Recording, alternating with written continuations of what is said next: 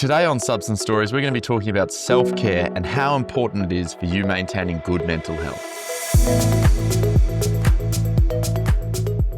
Today on Substance Stories, I'm going to start a series on the factors that I think are important in our life to have good mental health. So what's the difference between mental health and mental illness? I think it's really important to establish this at the start.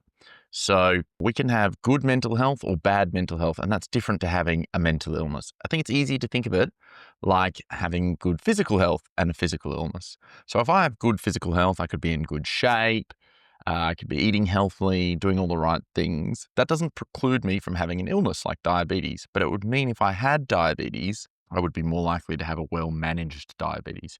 Likewise, if I had poor physical health, I'd be more likely to get a physical illness, but doesn't mean I would definitely have a physical illness. And if I did have a physical illness, I'd be more likely to have a poorly managed one. And the same is true for mental health. There are activities and things we can do in our life that mean that we have a better mental health. If we do then have a mental illness like addiction or depression, it is more likely to be managed well. If we don't have a mental illness, then we are less likely to get one. And likewise, if we have lifestyle practices that are bad for our mental health, we are more likely to then get a mental illness. And if we have one, we are more likely to have it poorly managed. So I'm going to talk over the next few episodes about factors that I think are really important for maintaining good mental health. And the first one I want to talk about is self-care.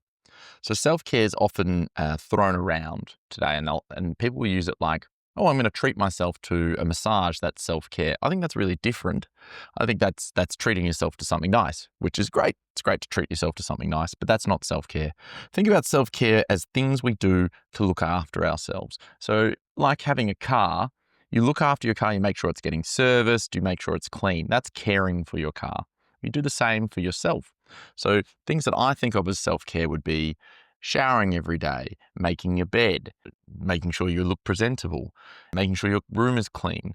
This is stuff that you are doing that demonstrates to yourself that you are worth looking after. I'm a big fan of making your bed because you're the only one that benefits from making your bed. No one's going to see your bed in between you getting up in the morning and you going back, but you are demonstrating to yourself that you are worthy of a made bed.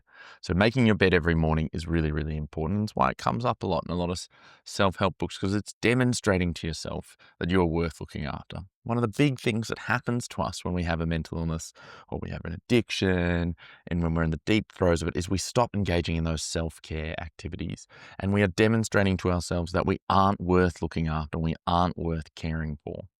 By engaging in basic self-care, we are trying to build up just that little bit of self-efficacy and that little bit of self-belief, self-worth in ourselves. And that is, I am worthy of love, I am worthy of care, and I'm worthy of being looked after. So self-care is absolutely one of my key values in making sure I have good mental health. It's just basic things, doing my teeth, making my bed, making sure my room's slightly tidy. I really encourage you to take it on as well. Thank you so much for listening. We'll be back next week with another one of our key values in maintaining good mental health.